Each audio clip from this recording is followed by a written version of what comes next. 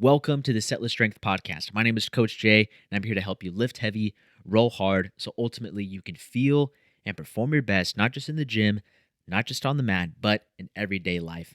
In today's episode, I'm so fired up because we're going to be breaking down the best exercises to help you become brutally strong as a grappling athlete. I've been grappling and doing grappling sports for well over a decade. I've been coaching grappling athletes for the last 8 years. And I can guarantee that the exercises we're going to talk about in this episode can help you not only increase your ability to produce force, but also help decrease your overall risk of injury. And at the end of the day, just help you be a brutally strong grappler, which who doesn't want to be a brutally strong grappler? We've all had those instances where we roll with someone where they just feel like they got some next level strength. And sometimes that's because they're doing some of the exercises that we're talking about. Sometimes that's in combination with, yes, they have built a ton of strength in the gym and they have a lot of the technical ability to kind of reinforce or like they apply a lot of that strength into proper technique. So we're going to go over all of that today. And the first thing that I wanted to mention is when it comes to building strength for grappling, it's important to keep in mind that we're just trying to get stronger in general. Yes, there are some things that we can do to get stronger in some specific ways for grappling, but we don't want to go so far into sport specificity that we get into like these gimmick exercises. The exercise like the Turkish get-up, I think, is a giant waste of time if you're trying to get as strong as possible. Even though it looks like a technical stand-up in Jiu-Jitsu, even though it like is quote-unquote functional and all this stuff, it honestly is a giant waste of time if your goal is to get really, really strong. The more we lean into trying to replicate certain movements in the gym from Jiu-Jitsu, so like doing a Turkish get-up to mimic a technical stand-up, doing like a weighted hip escape to try to mimic a hip escape or something like that, it really doesn't have that much benefit, or as much benefit, I should say, as opposed to using these other exercises to help you get brutally strong. And so the exercises that we're going to go over today are the squat, the hip hinge, or you can think of like a deadlift movement, picking something up from the ground, the lunge, rotation movements, and you can also throw in anti-rotation movements, horizontal pressing, vertical pressing, horizontal pulling, and vertical pulling. That's it. If you stick with those 8 movements or those 8 movement patterns, I guarantee that you're going to be able to develop some amazing grappling strength, and it's really going to help elevate your overall grappling athleticism. So when we talk about those different exercises, that is kind of like the foundation or the meat and potatoes, if you will, of the exercises that you can use to help you get brutally strong. These are all compound exercises, meaning that they're exercises that usually work through a large range of motion and recruit a bunch of different muscles. These are also exercises that are, I keep saying exercises, but we could really just look at these as movements themselves. These are essential movements to being a human being. If you can't do any of these movements, you're severely limited in your athletic ability. If you can't squat well, you're severely limited in your athletic ability. If you can't if you don't have any sort of vertical pulling strength, you're severely limited in your athletic ability. So it's important that we kind of use this as the foundation, use this as our baseline to then start building out, okay, what exercises are going to be best to improve our athletic capacity or improve our strength. If in this conversation we're talking specifically about strength, what exercises are going to improve our strength the most in these movement patterns. So again, we got our squat, hip hinge, lunge, rotation and anti-rotation, horizontal pressing, horizontal pulling, and vertical pulling. All that being said, let's go and start breaking down the squat. So when it comes to squatting, a lot of people think, oh, like the back squat, where you put a bar on your back and you squat down, try to get as low as you can, and you stand up. Though that is a great squatting exercise, that doesn't need to be the only squatting exercise that you do. When we look at the squat, we have bilateral squats, which is basically squatting on 2 legs. Then we have unilateral squats, or just squatting on 1 leg. So a bilateral squat could be a back squat, putting a bar on your back, squatting down as low as you can, ultimately trying to get your hips below the plane of your knees or squatting ass to grass, and then standing up. A unilateral version of a squat would be like a Bulgarian split squat, where you have one leg propped up on the bench behind you, kind of put as much of your body weight as you can onto that front leg, and then you lower yourself down, try to get your hips below your knee, and then standing back up. Now, when it comes to the best squats for jiu-jitsu, and for grappling strength, we'll talk about those in a second, but let's talk about why building strength in the squat is so important. The squat engages so much of the musculature of your lower body, which obviously is important, but you think about like when you squat into a deep ass to grass position. So like you're squatting super, super low. If you take that same position where your knees are kind of near your chest, it kind of looks like the bottom, like a bunch of different bottom positions in jiu-jitsu, or a lot of different guard positions where you're in that deep hip flexion where your knee is close to your chest. You're, engaging the muscles of your lower body to push someone away with your legs. You kind of get in a similar position when you're squatting. Now, that's not to say that like as your squat goes up, your guard is automatically going to get better. There's definitely some technical things that need to be addressed when it comes to your guard game. But as far as building lower body strength and improving the force production of your lower body, squatting is a great way to do that. Now, the other thing you can do when it comes to squatting is you can use squats to build strength in the lower body. You can use squats to build up increase muscle size of the lower body, or stimulate hypertrophy. And depending on how you load the squat movement, you can also build up a ton of great postural strength, upper back strength, trunk stability. There's a lot of other secondary benefits that you get from doing heavy squats of any kind and building strength in that movement pattern. So when we talk about exercises or squatting exercises, which are best for grapplers, there are a couple things that I take into consideration. In jiu-jitsu, or in any grappling sport, you do get into a lot of deep hip, knee, and ankle flexion. So your knees oftentimes get close to your chest. Your knees or your heel oftentimes gets close to your butt. So knees coming up to your chest, that would be hip flexion. Your heel coming close to your butt, that would be knee flexion. And then think about like pulling your toes towards your shin, or if you are standing and you drive your knee over your toe, that would be deep ankle flexion. Just some like visualizations that you can put together on that. And you do get into a lot of those positions on the mat. When you're playing guard, there's a lot of hip flexion, there's a lot of knee flexion. If you're wrestling and you're shooting in for takedowns, or even if you're trying to pass someone's guard, or you're doing different types of camping positions, headquarters, stuff like that, you do get into some deep ankle flexion as well. So when it comes to squatting, it's important to recognize that, okay, we are going to get into those positions on the mat. So we should try to build strength in those positions off the mat. Now, there also is a time and place to do partial range of motion squatting movements, because even training at a partial range of motion can provide some strength benefits for grappling athletes. So on one extreme end, if we have like the greatest range of motion squat possible, we can look at something like a ass to grass air squat, which, unless you're super, super weak, the air squat isn't going to help you get that much stronger, because if you can do more than, say, 20 reps of an air squat and not be fatigued, well, then you're going to have to load it up at some point and really start to try to build strength in that movement. So you can do like a goblet squat, or where you hold a kettlebell or a dumbbell up by your chest, kind of use it as a counterbalance to really help you get into that deep squatting position. That's kind of on one end of the extreme, where we're really working through the largest range of motion possible. On the other end, when it comes to range of motion, we have partial range of motion squatting movements like the box squat.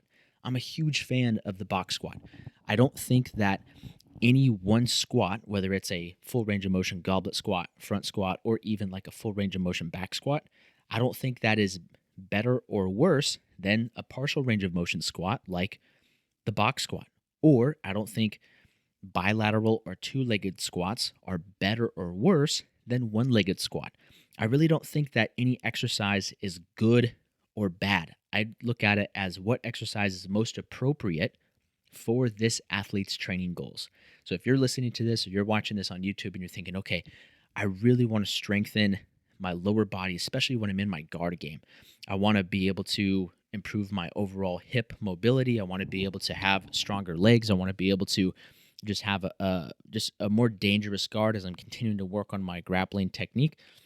That's great. Maybe think about doing some more full range of motion squatting movements to help kind of build strength in those deep hip, knee, and ankle flexion positions. Maybe you're someone that's thinking, man, I want to be more. I want to improve my strength from a dead stop position. I want to improve my explosiveness from a dead stop position. Well, the box squat can be a great way to do that, where you squat down, you kind of take out that stretch reflex or take out your ability to bounce out of the hole when doing a full range of motion squat, and then you have to produce force from that dead stop position. So some of my favorite squatting exercises are going to be the goblet squat. I'm a huge fan of the goblet squat. Once you get to a point with the goblet squat where you can really start to handle some weight, it's not practical to try to hold like a 150-pound kettlebell in your hands and try to squat. You might as well just use a barbell or use another implement to kind of add some external load.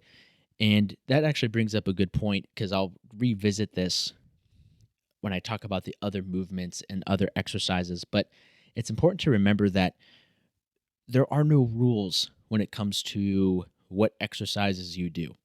So if you like to do goblet squats, that's great. If you get a good training stimulus out of the goblet squat, that's awesome. The moment you stop getting a good training stimulus out of that exercise, that would be the time to change it up. Or if something other than the intended muscle group becomes a limiting factor, that may also be a good reason to change up the exercise. So for example, if you are doing front squats, but your wrists are just out, or they're so banged up, your elbows are so banged up that you can't even really go that heavy on the front squat because your wrist or your elbow is becoming a limiting factor, that may be a sign that you want to change up the exercise to something that allows you to handle a little bit more load, something that allows you to really tax the muscles that you're trying to work, which would be the muscles of your legs, without having another muscle group or another part of your body get in the way of that goal. So, like I said, I'm a huge fan of the goblet squat. You can use it to squat ass to grass, but at some point you do end up building so much strength that you do need to load it up a little bit differently, or load the squat movement a little bit differently to allow for more strength progression. Now, I do like front squats. If you have the mobility to get into a strong front rack position, I love front squats. I think front squats are freaking awesome, but not everyone has the mobility to get into the front rack position. So that may be where something like the Zercher squat may be more appropriate. I'm a huge fan of the Zercher squat.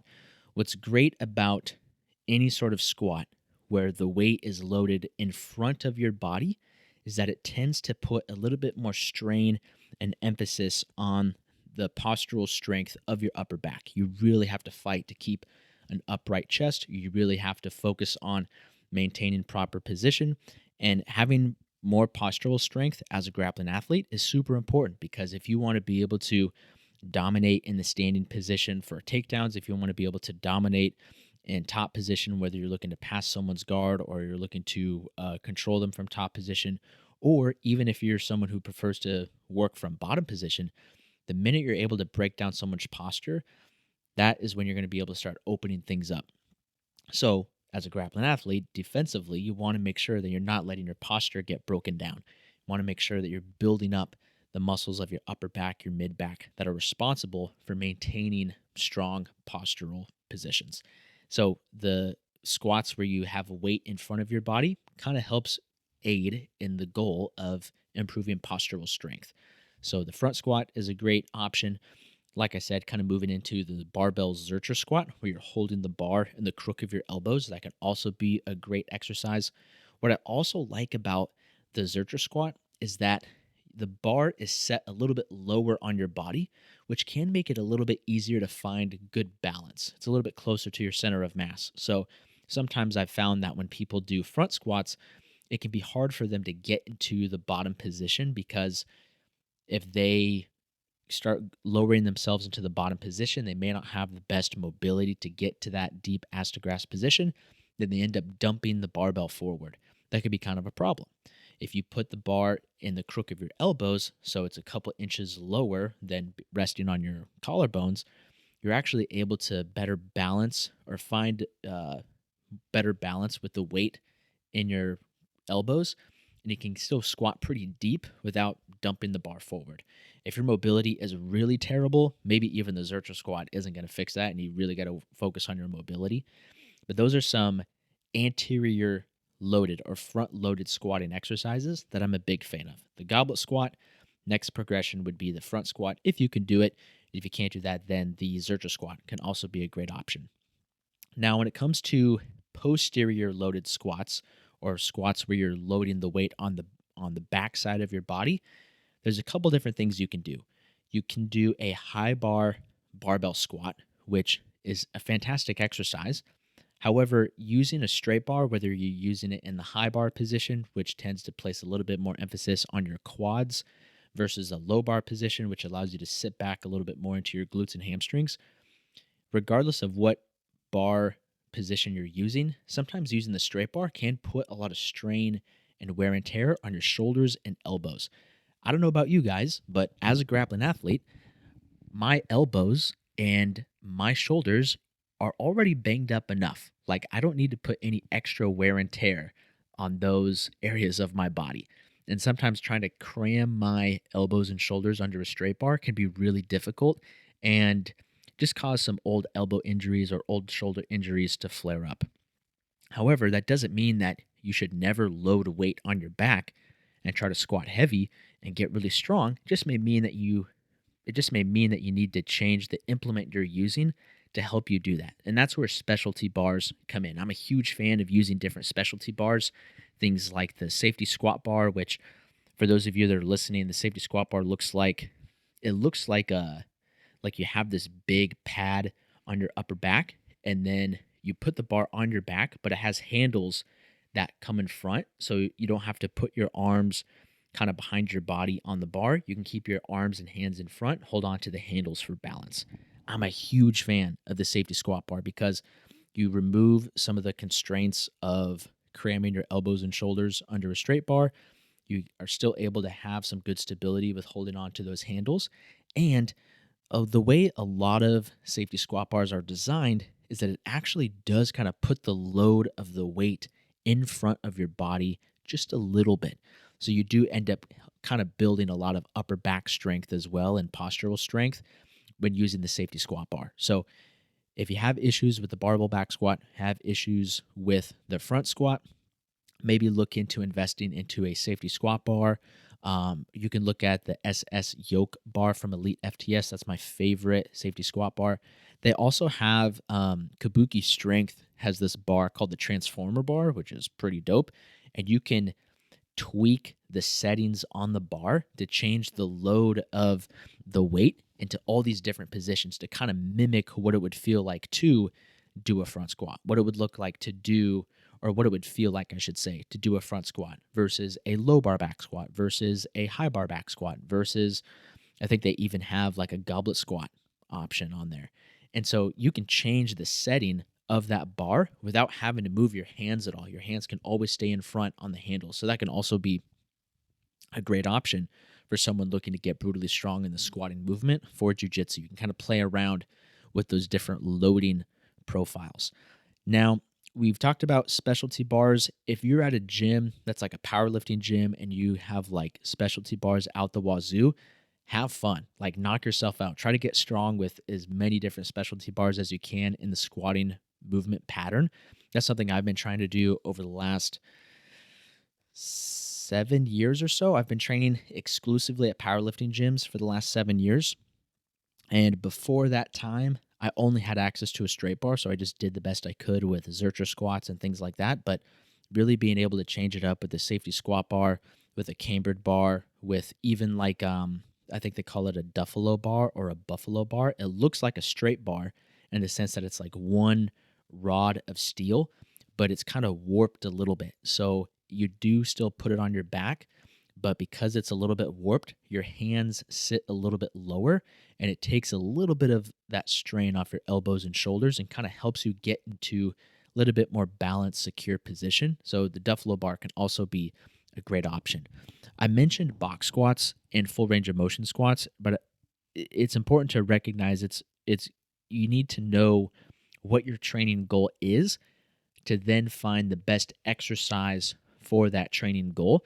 And the same logic can be applied on when you're trying to do bilateral squatting movements versus unilateral squatting movements. So if you're trying to, say you're doing like a max effort lower body workout, you want to grind, you want to hit some weights that are really, really heavy, you want to strain against some heavy loads, you want to stimulate the central nervous system, you want to engage as many muscle fibers and motor units as possible, you should probably do a bilateral or two-legged squat because you're going to be able to produce more force using two legs than only using one leg.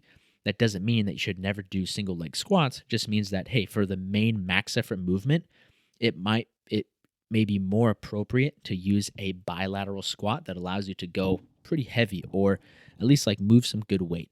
So for example, the training phase that I'm in right now, I'm currently doing straight bar box squats, working up to a 5 rep max.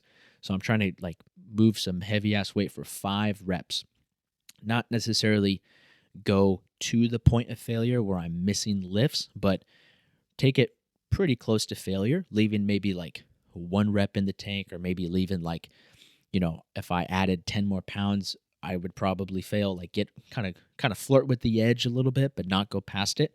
That I'm using a bilateral squatting movement for the main max effort movement. And then I might do like a Bulgarian split squat for my secondary movement, something that is a little bit lighter, but still heavy, still working within that 4 to 6 rep range, still trying to stay about 1 to 2 reps away from failure, still trying to use a load that requires me to kind of grind through some of those ranges of motion a little bit. But all that being said, just keep in mind on what your overall training goal is, what the goal adaptation is that you're searching for or aiming for, then try to find the exercise that's most appropriate with all of those things. I just thought about this when it comes to squatting, and then we'll move on to deadlifting, is the belt squat. The belt squat, oh my gosh. I think the belt squat should be in every single gym that any grappling athlete goes to. I don't think that's a hot take. I think that's a very reasonable thing. If you don't have access to a belt squat, get access to one. If you remember in Remember the Titans, when Denzel Washington comes in and he says everyone's going to go to football camp, and he tells everybody, he goes, you show up tomorrow morning at something like 6:29 or 7:29 a.m. If you show up at 7:30, you will not be playing football this year. You will be watching. You show up in a suit and tie. You don't have a tie, buy one. You don't have or you can't afford one, borrow one from your old man. If you don't have an old man, find a drunk and trade it for his. So if you don't have a belt squat, buy one. You can't afford to buy a belt squat, that's fine. Go find one. The belt squat is one of the best machines that any grappling athlete can use. And the main reason being is because you can really load up the squatting movement pattern without having anything else get in the way. So if you have issues when you're squatting because you have lower back pain, you can go really heavy on the belt squat and it's not going to mess up your lower back. If you have issues squatting heavy because when you put your arms under a straight bar, it flares up your elbows, flares up your shoulders, you don't have to worry about that with the belt squat. If you have poor mobility or you really struggle with being able to get into that ass to grass position, you could use a belt squat, hang on to the handles to kind of help you counterbalance your weight a little bit, squat really heavy, ass to grass. If you are maybe nervous or maybe hesitant to squat heavy and load up that movement pattern because you're oftentimes training by yourself, you don't really have spotters or you don't have the right equipment to keep you safe in the gym, which is really important, the belt squat is awesome because if you kind of get stuck at any point, they have the safety handles. You can just assist yourself to stand up. And, obviously you want to make sure you're setting it up the right way that if you squat down and you really get stapled at the bottom, you can just unclip yourself and be all good to go. So the belt squat is fantastic. I wouldn't say there are any cons to the belt squat per se, besides that, like if you're going to add one to your home gym, they're kind of big and they're kind of bulky and they're kind of expensive. But I will say that I would not suggest only belt squatting, because like I said, you do get some additional benefit in building up a lot of trunk strength, building up a lot of postural strength by doing some of these other forms of squats where you're loading weight on the front of your body, loading weight on the back of your body. All that being said, all of these squats can be beneficial. All of these squats can be helpful in helping you become brutally strong as a grappling athlete. Just make sure that you understand your training goal, the direct or the adaptation that you're trying to move towards, and find the exercise that's most appropriate for that adaptation. I've kind of belabored the point about bilateral squatting movements, so we'll just touch briefly on unilateral squats before we move on to deadlift and hip hinging movements. Any unilateral squat can be a great exercise, but it's important to recognize that there's two different ways that you can do them. You can do unilateral squats and even bilateral squats that focus more on posterior chain development, so your glutes, hamstrings, stuff like that. And you can also do unilateral and bilateral squats that focus on more quad development. And really the main difference to know whether you're working more of your hamstrings and glutes or your posterior chain versus your quads and the muscles on the front side of your body is looking at how far your knee travels over your foot. The more your knee travels over your foot, the more you're going to be loading up the front side of your body or your quads. The more your knee stays kind of stacked over your ankle, the more load you're going to be putting on your hamstrings and your glutes.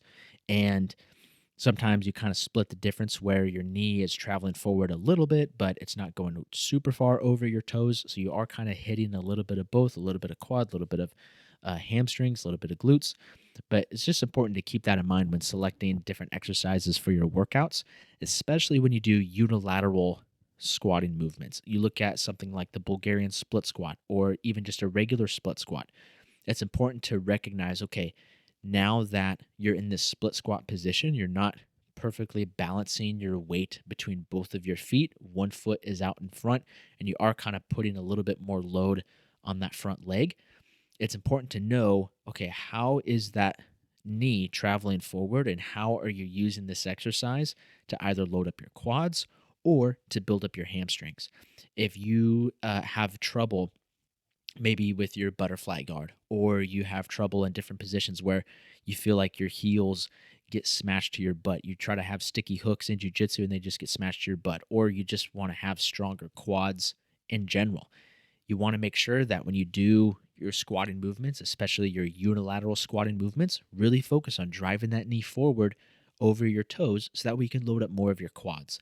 If you're trying to build up your posterior chain, try to have stronger takedowns, try to have just overall stronger glutes, hamstrings, all that good stuff. Really focus, especially when you're doing those unilateral squatting movements, to have your knee stacked over your ankle and really feel the load in your hamstrings and your glutes. You got split squats, you got Bulgarian split squats, all the things I talked about as far as loading the squatting movement pattern, whether it's with the goblet position, front squat position, Zercher position, putting weight on your back, using specialty bars, all of those things apply when doing unilateral squats as well. Just make sure that you're being safe with it. You know, unilateral squats are a little bit more unstable. So just make sure that if you're going to be loading up a lot of weight on a more unstable version of squatting, such as a unilateral squat, make sure you got the safety bars in place, or the safety straps, or like catcher arms and all that stuff. Maybe even have people spotting you on either side just to make sure the barbell doesn't tip over and whack somebody in the face. Just make sure you're not being a dingus when you're training. All that being said, that kind of covers everything for squats. As far as how often you should squat, I typically structure squatting movements to be done every single week, but I don't always go heavy every single week. So the way I structure most of my training, and for most of the athletes that I coach, we use a condensed conjugate model. The condensed conjugate model is something that I picked up from my good friend and mentor, Phil DeRue. And essentially what we're doing is we're doing in one session max effort work and dynamic effort work, but on opposite sides of the body. So for example, one workout may have max effort squats and dynamic effort bench press. So max effort squats for the lower body, dynamic effort bench press for the upper body. And so in 1 week, we might do max effort squats as our heavy lower body movement on that max effort day. the next week, when we do our dynamic effort lower session later on in the week, we might do a speed squat. So one week we squatted heavy, the next week we're squatting really, really light when we go to our dynamic effort work for the lower body. I've made some videos on the condensed conjugate model and how I structure training, so I won't go too deep into it here. You can definitely check them out on YouTube or in the Strength Matrix, where I break down all that stuff. But I like to think about trying to hit all of these movement patterns to some extent at least once a week. That doesn't mean we have to go heavy or max out on all of these movement patterns every single week, but we want to get some exposure to squatting movements once a week, some exposure to unilateral squatting movements at least once a week over the course of our workouts. That kind of covers it for squat. So now let's talk about deadlift and hip hinge movements. When it comes to deadlifting, you don't have to do a traditional powerlifting deadlift. I hardly even think about the deadlift as a movement pattern. I just think about hip hinging and picking stuff up off the ground. That's all you need to worry about. And there's a lot of debate on whether or not the deadlift is a safe exercise or if the risk to reward ratio is not worth it. And I think deadlifts are awesome. But if you don't like doing deadlifts, don't do barbell deadlifts. Like, go find something else to pick up that's heavy and you can still get a lot of benefit, still build some insane or brutal grappling strength. When it comes to hip hinging movements, really just think about kind of keeping your legs kind of straight, pushing your butt back, and bending over at the waist. There's a lot of exercises that kind of mimic that. Deadlifts mimic that. RDLs mimic that. Good mornings mimic that. Even different types of, you can almost think of like different types of back extensions can also mimic that a little bit. But really the main movements that mimic that the most are variations of deadlifting, variations of good mornings. And it's important to remember that the exercises that we use in the gym are things that we use to help us get stronger on the mat. And if we start to overemphasize too much on any one particular exercise that we're using in the gym, sometimes that can be to our detriment on the mat. And I'll give a very real practical example.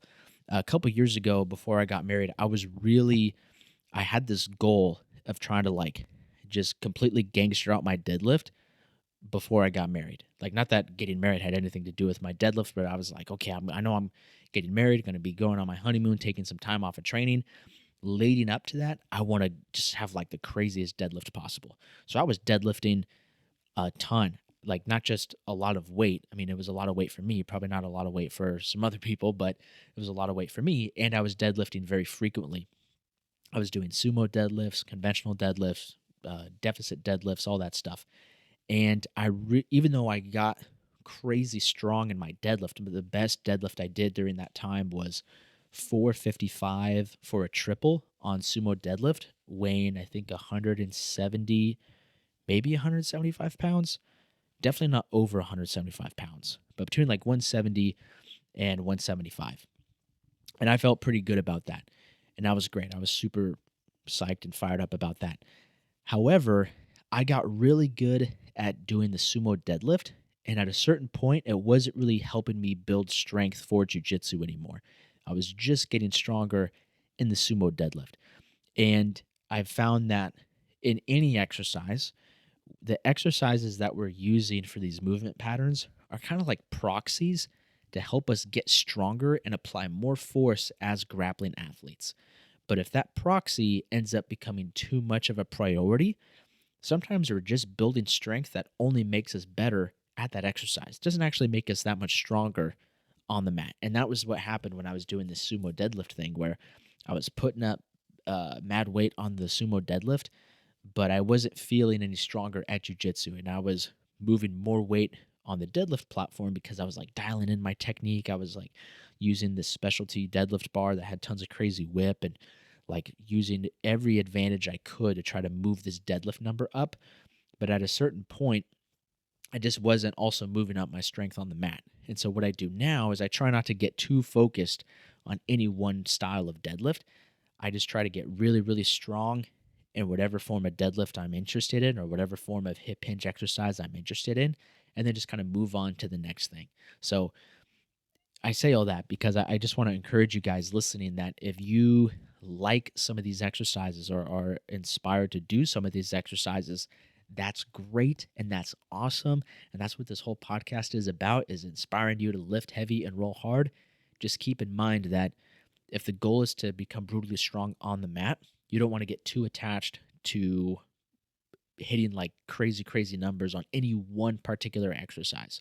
So when it comes to deadlifting movements and hip hinging movements, obviously we have all the forms of deadlifting. You have a conventional deadlift, which is when your feet are close together, your hands are grabbing the bar outside of your knees, and you pick that weight up and you stand up. That's pretty much what the conventional deadlift is.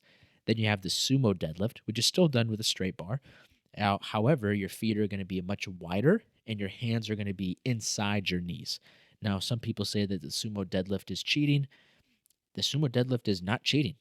I don't know of any jiu-jitsu competitions or even any powerlifting competitions that tell you that you're not allowed to sumo deadlift. So the people that think that the sumo deadlift is cheating aren't that great at deadlifting.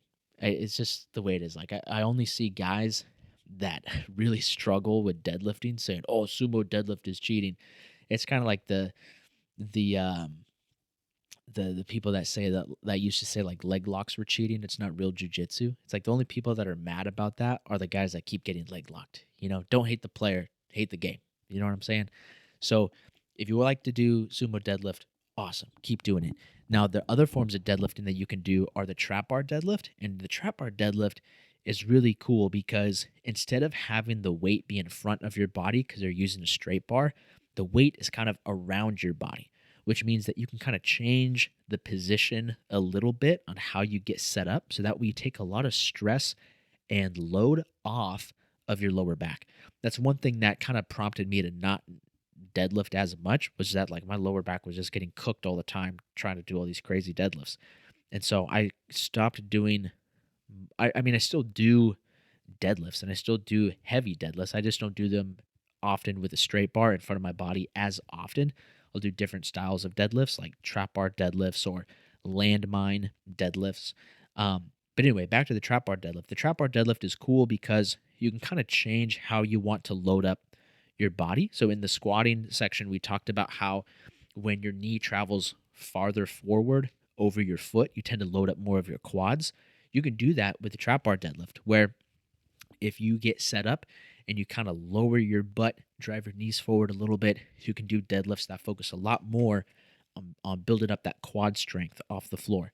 Now, say you keep your hips a little bit higher, you pull your knees back a little bit where your knees are kind of stacked over your ankle. That would load up much more of your posterior chain, such as your lower back, your glutes, and your hamstrings. One style of trap bar deadlift is not better than the other. Again, remember, it just all comes back to what is most appropriate for your training goals and your training needs. If you're someone that needs a lot more quad strength, you should probably focus on starting the trap bar deadlift with your knees forward, kind of over your toes. If you're someone that needs a lot more posterior chain strength, keep your knees stacked over your ankles, really load up your glutes and your hamstrings. Now, the other forms of deadlifting that you can do that are kind of unique or more unconventional, I'd say, would be things like the Jefferson deadlift, the Zurcher deadlift, even the landmine deadlift is kind of unconventional. And these forms of deadlifting are great because they kind of are complementary opposites to the trap bar deadlift, this conventional deadlift, and the sumo deadlift. When you're doing those types of deadlifting exercises, oftentimes to pick up the most amount of weight possible, you're intentionally keeping your spine very rigid. You create a lot of stiffness in your spine. You really try to keep like neutral spine. You're keeping your spine as neutral as possible. Like you don't want your spine to turn into like a fishing pole, or a dog taking a crap over a hole. You want to keep your spine locked in and really maintain that stiffness as you're working through the deadlift movement. Now you can do other forms of deadlifting where you're kind of intentionally getting out of that position, that stiff straight back position or flat back position, and you're kind of training your spine and the muscles of your spine to be strong in spinal flexion. And that's where the Jefferson deadlift, the Zurcher deadlift, and even to some extent the landmine deadlift kind of come into play. I think those styles of deadlifting are all fantastic, and I think it's important that grappling athletes build strength in all forms of deadlifting. Build strength in forms of deadlifting where you have to keep your back flat and in a neutral spine position, build a lot of stiffness in that position. You should also do forms of deadlifting like the Jefferson, Zercher, landmine, or sandbag deadlifts or med ball deadlifts, where you are intentionally in that spinal flexion position or a rounded back position, and you have to brace yourself and get strong in that position. It's important to build strength with those types of movements as well. Definitely take it slow. With all forms of deadlifting, all forms of squatting, and any other exercise that I mentioned on here, definitely take it slow. Definitely try to lift with as much proper form and technique as possible. Of course, when you're really pushing it and you're lifting heavy and you're pushing yourself in the gym, you may experience some technical breakdown, but the goal should be to kind of flirt with the edge of technical breakdown, but not really go past it. When it comes to training to failure, I think every grappling athlete should train to failure in every single workout. However, it all depends on the type of failure that you're training to. There are 3 different types of training to failure. There's training to technical failure. So you train up to the point where you start to see your form and technique break down. Once your form and technique breaks down, you've reached technical failure. Now, we also have intentional failure. So, whatever the intent is of the workout or whatever the intent is of the exercise, if you fail to match that intention, then you've reached failure for that exercise. So, for example, you could do say you're doing a speed bench press. So, the goal or the intent of doing that exercise is to be really fast and explosive. You want to look like you're throwing a punch because you're moving so fast. If you start loading up more and more weight, where, yeah, you're still able to move the weight with proper form and technique, but you miss the intention of that part of the workout, which is to be fast and explosive, you've reached intentional failure. And then the third and final form of training to failure is complete muscular failure, which most people are familiar with. That's like you literally cannot flex hard enough or produce enough force to complete another rep. I think that athletes should train up to the point of technical failure and intentional failure on every single workout that they do. Not go past it, just right up to that point, flirt with the edge a little bit, but don't go past it.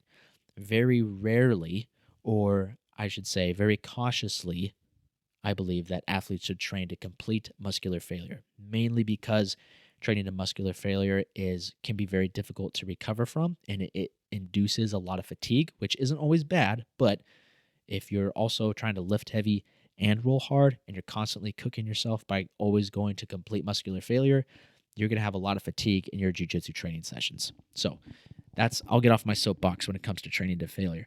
That being said, whether you're doing Zercher deadlifts, trap bar deadlifts, sumo deadlifts, whatever type of deadlift or hip hinging movement you're doing, focus on training up to the point of technical failure, but not going past it. Focus on training up to the point of intentional failure, but not going past it. Now, I've talked a lot about deadlifts. Hip hinging movements are not just deadlifts where you're picking up stuff off the ground. You can also do good mornings, which pretty much is like starting in a standing position and then bending over and lowering yourself kind of to like what would feel like the start of a deadlift and then standing back up. So instead of loading your body from the floor and picking the weight up off the floor, you're loading your body from the top, putting weight on your back, holding weight in the crooks of your elbows in the Zercher position or holding a sandbag, whatever. You're lowering your body down and then you're, standing back up. Now, the main difference between those, there's a couple things. Obviously, with how you're loading the weight, if you're having to put weight on top of your body, that's going to feel a little bit different than if you just have to pick weight up in your hands. But the biggest difference between those two is that most deadlift movements are concentric only or static overcome by dynamic. So when I say concentric only, you are really only loading your body in a deadlift when you stand up. It's not like a squat where you're loading your body as you lower yourself down and then stand up. Obviously, if you're doing like slow and controlled eccentrics or you're lowering the barbell or whatever you're deadlifting with a lot of control, yeah, you are getting some eccentric loading. But for the most part, the deadlift and most deadlift variations are very concentric focused. Good mornings, on the other hand, do have both the eccentric loading, where you're lowering yourself into that bottom position, and the concentric, where you're kind of standing up out of that bottom position. Now, neither one is better than the other. Remember, like, both can be great. It's just a matter of picking what's most appropriate for your training goals. So for some people, they may really struggle to have strength in that bottom position, that the kind of like bent over position. Um, and that may be a case where the good morning may be more appropriate, because you are loading your body in that bottom position and having to stand up out of that position, as opposed to the deadlift, where you're kind of unloaded, kind of get yourself set, wiggle down to the bottom position of the deadlift, and then stand up. The other thing could be, maybe you're getting closer and closer to competition, or maybe you're just having a hard time recovering, where you're always like crazy, crazy sore at jiu-jitsu, and you're just thinking like, gosh, like I just want to be able to train and not feel so sore. Doing good mornings, if you're going heavy, can make it really, really sore. Doing deadlifts, or where you're really focusing only on the concentric. So say you do like a trap bar deadlift, you stand up and then just let go of the weight at the top. So that way there's no eccentric loading. You can still get a great training stimulus without necessarily having as much eccentric loading, and without necessarily causing as much residual soreness after that workout. Just like with squats, the deadlift and hip hinge movement can be done bilaterally with two legs or unilaterally with one leg, and all the same principles apply. So you can do split stance good mornings, split stance deadlifts. You could do complete, true one-legged deadlifts. However, the more instability that you create in an exercise, the less force you're going to be able to produce. So just keep that in mind. If you want to do like true max effort lower body work, you don't want to do one-legged deadlifts on a Bosu ball trying to balance a cup of coffee on your head. That is so unstable that your body's not going to be able to produce that much force. You're better off just probably doing like a regular trap bar deadlift, or a regular Zercher deadlift, sumo deadlift, whatever. So just keep that in mind when thinking about bilateral deadlift movements and unilateral deadlift movements.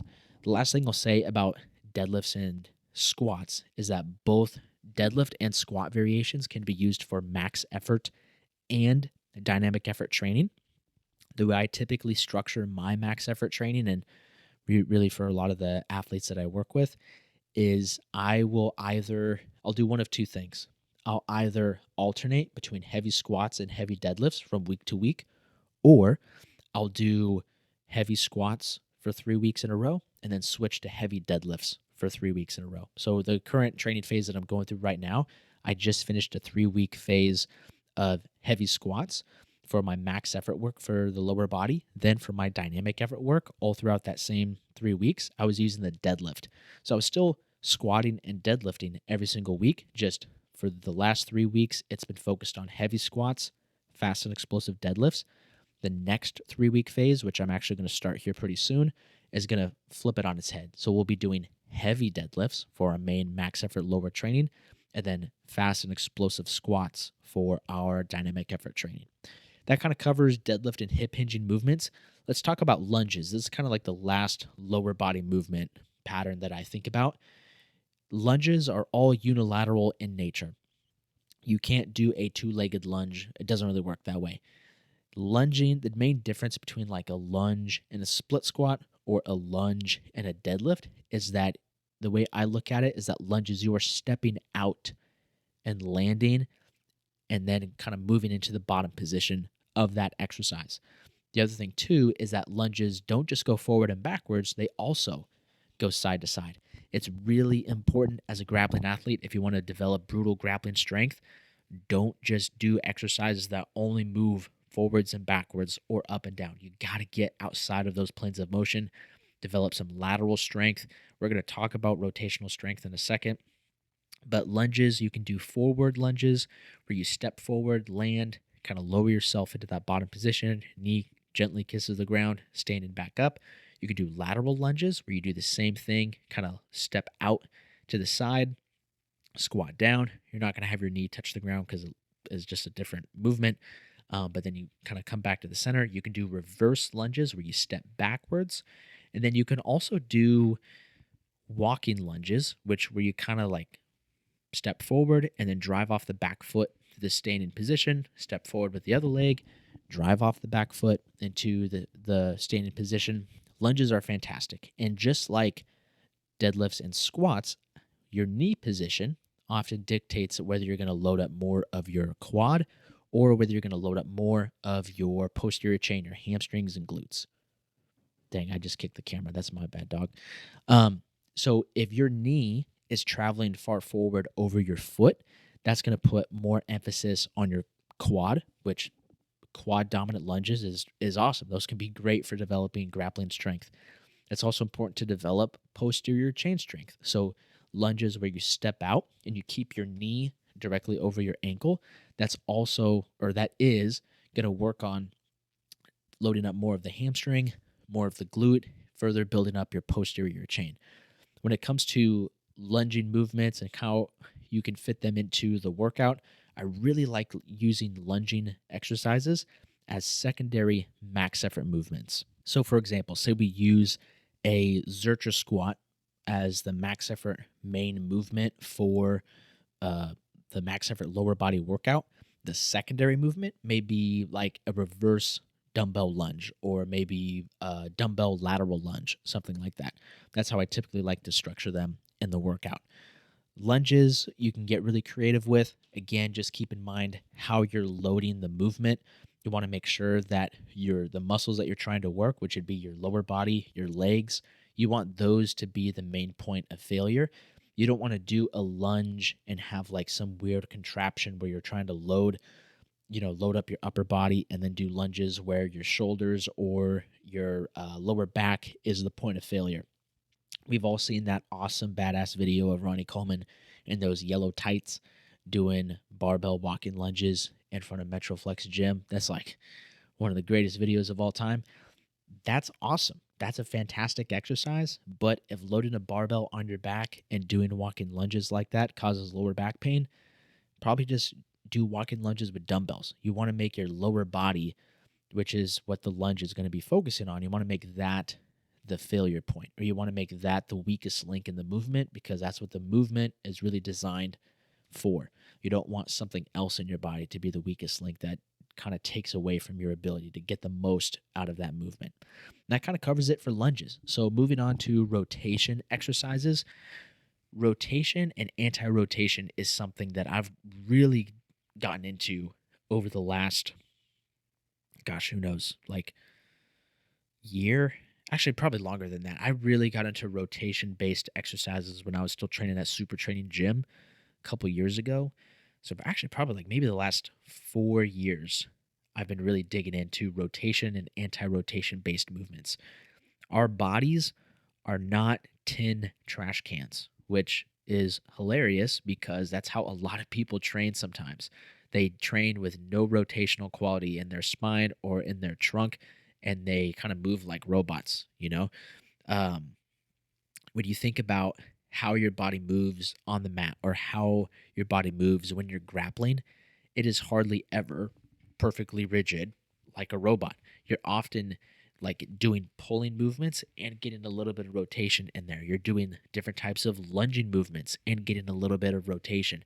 When you're working your guard game from bottom position, you're in deep hip, knee, and ankle flexion and doing a little bit of trunk rotation. So it's important that you build capacity and build strength to handle not just load with rotation, but also resist rotation. Now, I kind of look at like there's varying degrees of how much like the difficulty of different rotational exercises. Something that is super easy to do and like a good place to start would be like the Russian twist. Do you guys ever remember Tony Horton and P90X? I talked about him in the last episode. That guy is definitely an OG in the online fitness space. But Tony Horton had this video still to this day, like one of the best ab workouts ever called Ab Ripper X. Only the old heads that did P90X know what I'm talking about with Ab Ripper X. Anyway, Ab Ripper X at the end, I think it was the last exercise of the workout, you did Russian twists. I think you did like 3 sets of 60 seconds or something. Anyway, but that is a pretty simple rotational exercise that you can do to gradually start building capacity and trunk rotation. Is that the only rotational exercise you should do? Absolutely not. Is that exercise going to make you ridiculously strong in rotation? Absolutely not. But it's a start. So when I think about rotational based movements for grapplers and kind of progressing upwards, we have the Russian twist, but then you can start to load it a little bit and do things like banded med ball rotations where you don't even need a med ball per se. But what I really like about doing banded trunk rotations with a med ball is that it gives your arms something to hang on to. So that way you're not moving the band with your arms, but you're really just moving at the trunk. You could really start to load up rotation with the banded med ball trunk rotation.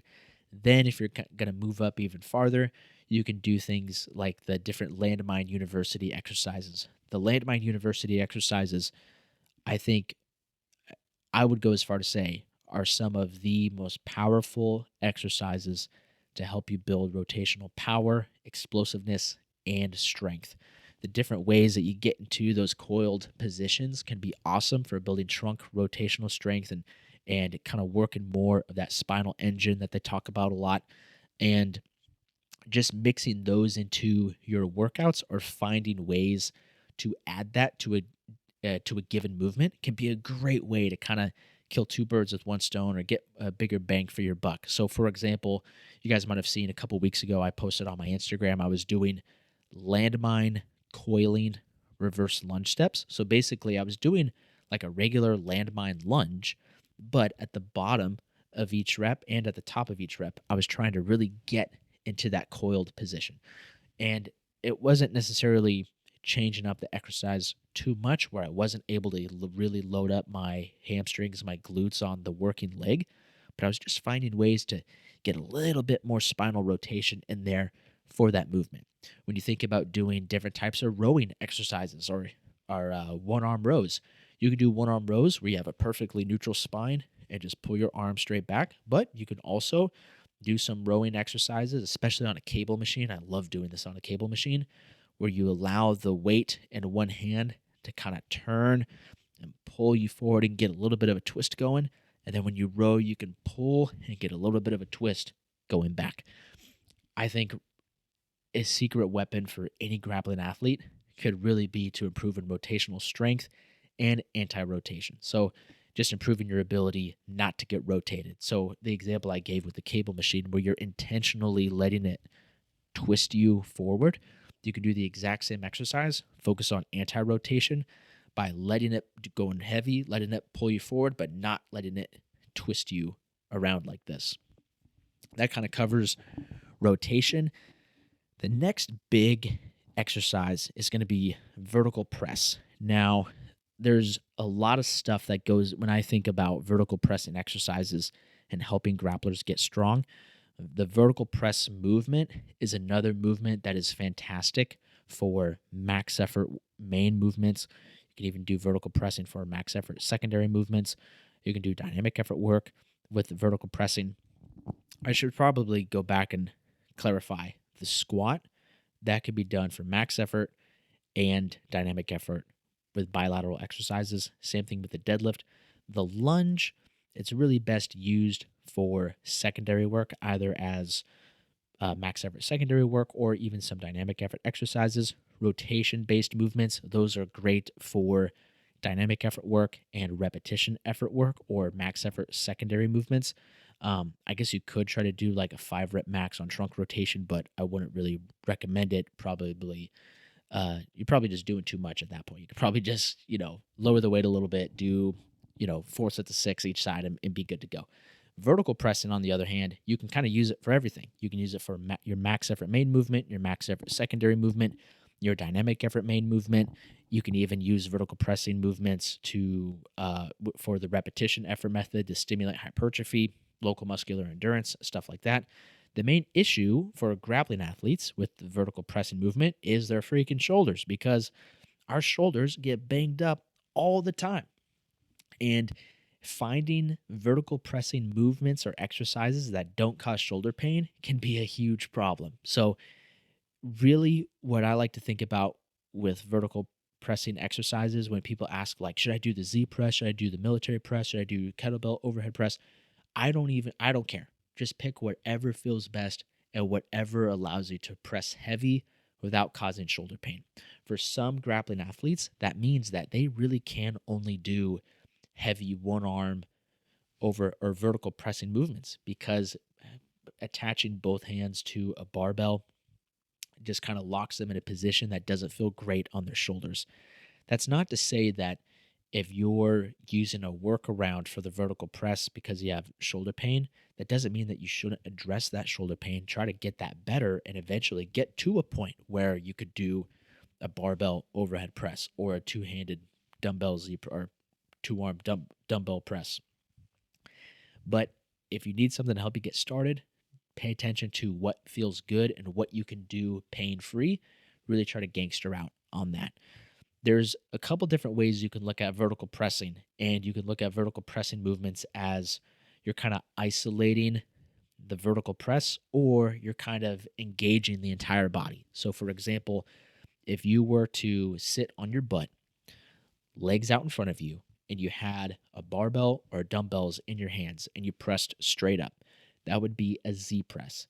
You have no help from your lower body. You can't kind of dip with your legs and get a little bit of leg drive.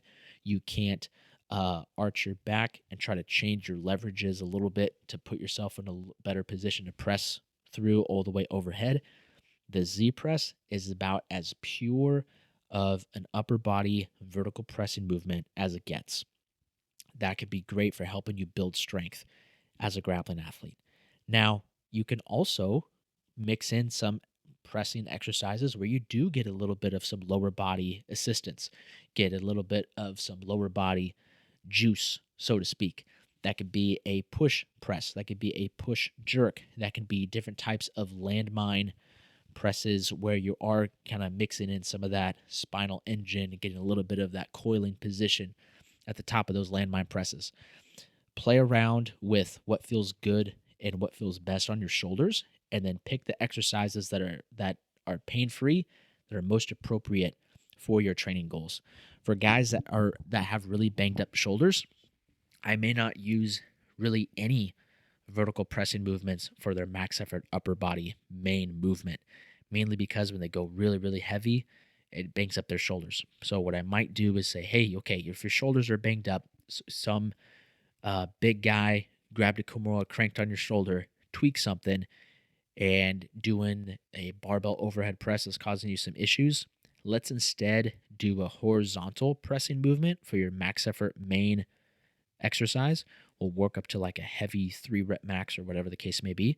Then the secondary movement may be a little bit lighter weight, using one arm at a time and focusing more on that vertical pressing movement pattern. So that way we can still get exposure to that movement pattern without necessarily putting it in any sort of compromised positions by really maxing out on it. So that may look like, hey, we use a floor press for horizontal pressing, working up to a 3-rep max. Your vertical pressing for this workout is going to be a one-arm landmine press or a half kneeling dumbbell one-arm overhead press. Now, kind of to pair with the exercises that we use, the more instability that you create, the less force you're going to be able to produce, right? So if you're trying to do some crazy, I don't mean to hate on the Bosu ball. I really got nothing against the Bosu ball, but if you try to max out your overhead vertical press on a Bosu ball, it's going to be unstable, and it's going to limit how much force you can produce. So there's no hate to the Bosu ball at all. It's just you want to make sure that you're matching the right intention to the exercise that you're picking. So if the goal is to really develop maximal vertical pressing strength, try to pick exercises that are a little bit more stable. So that could be the Z press, the seated military press, the standing overhead press, the standing push press. The Viking press, oh my gosh, dog. Okay, at the gym I train at now, they have this thing called the Viking press, which is, imagine like a landmine, the way a landmine is set up. So like you anchor the barbell in the corner of the room or like at the base of the squat rack, and then it kind of works on that moment arm or works on that lever. The Viking press is pretty much built the exact same way, except it's at head height. So you can do overhead pressing movements with like the end of the bar at the anchor point, or have the end of the bar put in an anchor point. It's not a barbell, it's like a steel beam, and then it has like these different handles that you can use. Anyway, that thing is freaking sick. That is my all-time favorite vertical pressing. It's not even really a machine per se. Well, I guess it is a machine. I don't know. I don't know what to call it. It's called the Viking press. It's dope. I love it. If you have access to a Viking press as a grappling athlete, that could be a fantastic way to build some brutal upper body pressing strength. The other thing that I like about it is, and this is the other thing too that I should mention about, like, kind of like what I mentioned with using different barbells and stuff. When you're doing barbell overhead pressing movements, you do have to pay attention to how you are kind of moving your head out of the way, or else you're going to knock yourself in the chin, and that's never fun. What's nice about the Viking press is that you have a handle on either side of your body. So you can kind of like put your head in the middle, put your hands out to the side, and not have to worry about the barbell knocking yourself in the chin. Not to go on this like huge tangent on the Viking press. I just think it's dope. If you have access to a Viking press, definitely check it out. So let's move on to vertical pulling exercises. This is basically the exact opposite of vertical pressing. So all the muscles that are engaged when you're pressing something overhead, you're basically using all of the opposite muscles to pull something vertically. Now, if you're listening to this or even watching this on YouTube, you're probably automatically thinking like, oh, pull-ups. Yes, pull-ups are like one of the best exercises that you could do to build brutal upper body strength. And I keep saying that, brutal upper body strength, because I think that's really what we want, right? Like, we don't want to just be kind of strong. We don't want to just be like healthily strong, like an old person, like, oh, I'm getting stronger. I'm not going to fall and break my hip. It's like, no, no, no, no. This is a combat sport. Like, we're trying to strangle each other and break each other's bones. We should be brutally strong to like be brutally strong, be fully capable of being resilient and being just like built extremely tough to be able to handle the stressors of grappling. Anyway, the pull-ups are great for making you brutally strong is what I'm trying to say. And when it comes to other pulling exercises, there are so many different things that you could use. You can use the lat pull down. I used the lat pull down today and I loved it.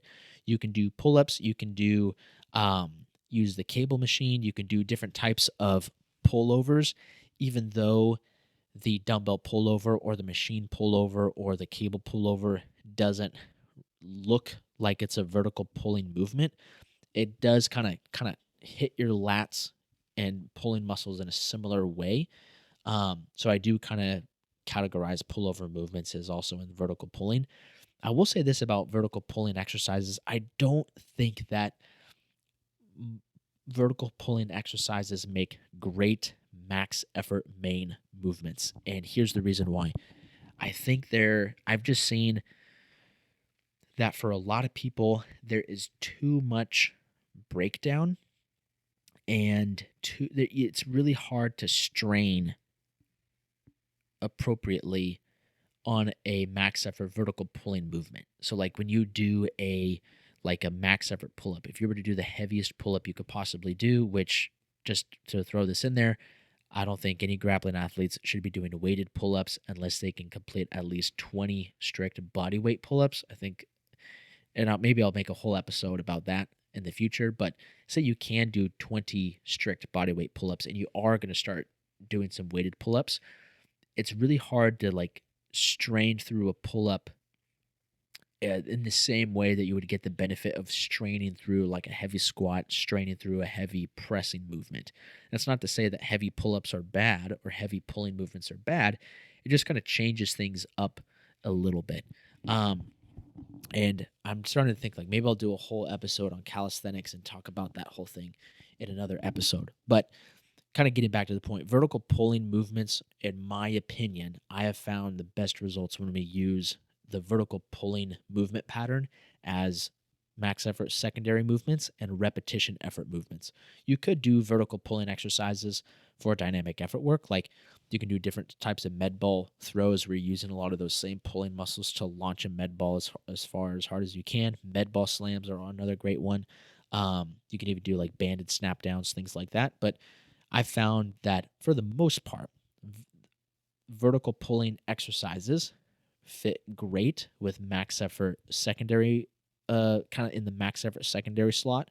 And they also fit great into repetition effort method. So, for example, actually, this is a great example. I did it this morning, a couple hours before I'm recording this. I did some max effort floor press, worked it to a 5 rep max. Your boy hit a lifetime PR, which I feel great about. I actually made a mistake. I smoked. So this is what happened. I uh I matched my lifetime PR 2 weeks ago, and I was absolutely psyched. And then I go to the gym last week, and I was feeling kind of under the weather, and I put my PR weight on the bar, and I did 3 reps, and then I failed on the 4th rep. I was going for a 5 rep max, and I was like, God dang it, that freaking sucks. And I knew I was under the weather, and I was like, okay, I'm just gonna like recover, try to focus on, getting back to feeling A1. So I chill over the weekend, watch Captain America. Uh, I feel great by the time I get to Monday. Not that Captain America has anything to do with that, but just throwing that out there. And so I feel great this week. I go to the gym today. I throw up the same weight that I had last week, and I'm cruising on those 5 reps, dog. It feels everything's going great. I get the 5th rep, and I got kind of greedy, and I was like, I'm going for a 6th one. I've already hit a lifetime 5 rep max PR in that set, and for a split second, I'm thinking like, oh, I got 6. So I bring the bar down again, and I start pressing up. I was this close to lockout. You know the OK emoji, or like the like the OK emoji, and how there's like a tiny little gap between the index finger and the thumb. I missed the 6th rep by that much.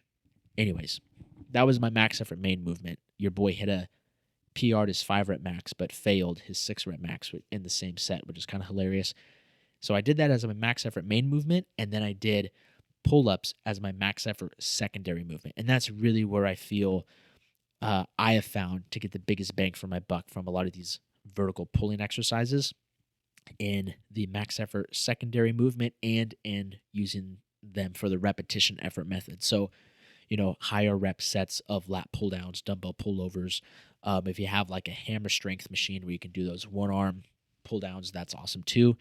And that kind of brings us to the last 2 exercises, or the last 2 movement patterns, I should say, which are going to be horizontal pressing and horizontal pulling. Now, I did mention, well, let's talk about horizontal pressing first. Horizontal pressing is very similar to vertical pressing in the sense that, like, hey, we want to make sure that we're building as much strength as possible in this movement pattern. And there are some different things that we can do to really emphasize our upper body pressing strength. And there are other things that we can do to kind of have our lower body give our upper body a little bit of a boost. So, for example, you look at different horizontal pressing movements like the standard bench press. If you really know how to bench press well, you can get a lot out of your bench press by engaging so much of your lower body.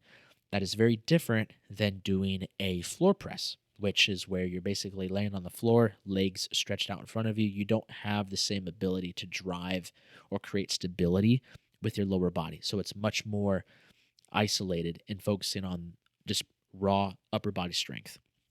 So just keep that in mind as you're picking exercises to kind of mix into your training in the horizontal press category. Keep in mind that there are some exercises that really emphasize like raw upper body horizontal pressing, and some others where you can use your lower body to give you a little bit of a boost. You can use horizontal pressing exercises for your max effort main exercise. Like this morning, I did the floor press.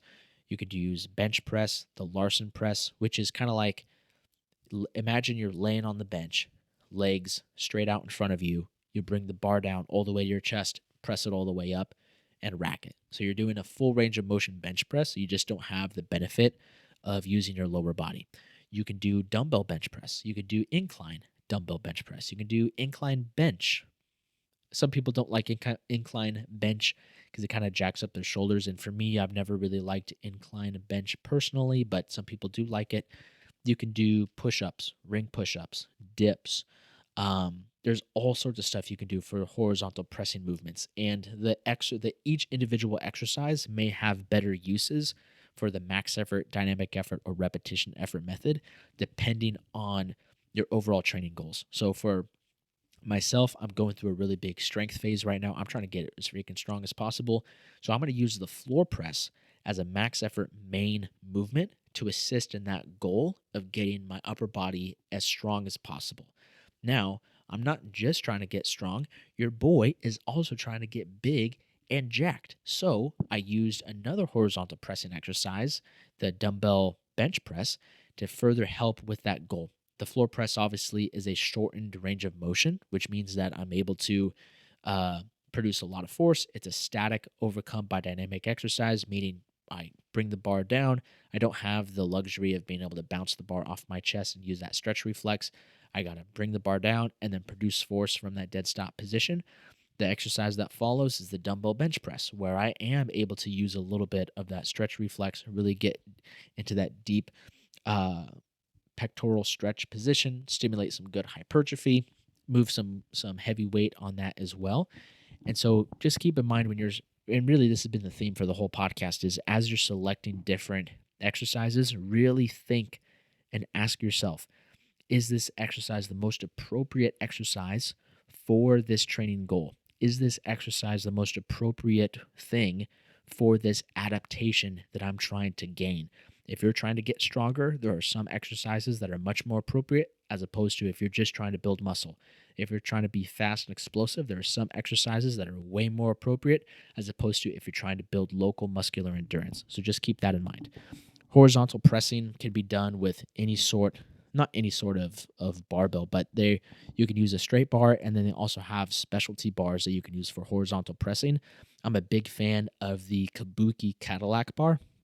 That bar is cool because it's kind of arced in a way, and then it has these neutral grip hand positions. So you can really get into that deep stretch at the bottom position and have your hands in a neutral grip, which for me feels way better on my elbows. It's almost like maxing out on dumbbell bench press without having the instability of two different dumbbells in your hands. So you can also use specialty bars for horizontal pressing. Then when it comes to horizontal pulling, there's a lot of great exercises that you could use. Bent over rows, pendlay rows are fantastic.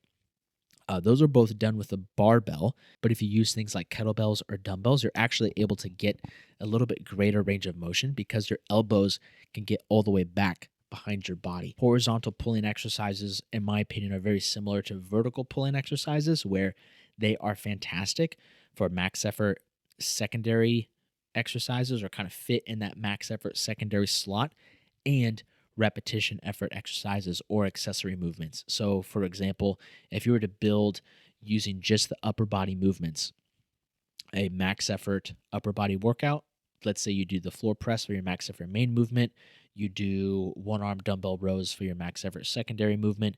Say some of your accessories are pull ups, half kneeling dumbbell overhead press, and maybe like a seated cable row or a face pull or something like that. That's kind of how you can look at mixing vertical pressing, horizontal pressing, vertical pulling, horizontal pulling into a workout. When it comes to horizontal pulling, it's important to remember, and this kind of can be said for all of these exercises now that I'm looking at this list. You want to, again, I've talked about how you want to make sure that the exercises you're picking really emphasize the muscles that you're trying to get stronger and not let something else become the limiting factor. You also don't want the weakness of a certain exercise or the weakness in a certain muscle group to be the limiting factor on what you're trying to develop. So like when you're doing, if you're trying to build up mid back strength horizontal pulling strength and you're doing these crazy heavy barbell rows where you're no longer in that bent over position, you're starting to stand up and get closer and closer to standing up vertically. That's great for your traps, but it's really not doing much for your lats and your rhomboids and your mid back. So you don't want the weakness and the zeal of your own training to get in the way of the adaptations that you're trying to gain. So just keep that in mind. Maybe I'll do another episode on like forced reps, cheat reps, and all that stuff. But that basically covers it. Those are all the movement patterns that I would suggest you start working on if you want to build brutal grappling strength. Squat, deadlift slash hip hinge, lunging movements, rotational movements, and you can also throw anti-rotation in there. Vertical press, vertical pull, horizontal press, horizontal pull. I guarantee if you focus on those 8 movement patterns and start building strength, you're going to see huge spikes and huge increases in your overall grappling athleticism. And if you're listening to this podcast and you feel a little bit overwhelmed, or maybe you feel a little bit lost on how to begin implementing all of these things into your training, check out the Grappler Accelerator Training Program. I designed this training program to help you kickstart your grappling athleticism, help you get started on building strength, stimulating muscle growth, and enhancing your overall conditioning. And the best part is it's 100% free, or I think there's already 1,000 people who have downloaded the training program so far, and they're absolutely loving it. If you want to check out that training program, that also comes with a simple and clean diet guide, full recovery protocols, and my super sleep toolkit. You can get all that stuff for free inside the Strength Matrix training app. Just click the link in the description below to download that. Thank you guys so much for tuning into this episode, and I'll catch you next time. Lift heavy, roll hard. Peace.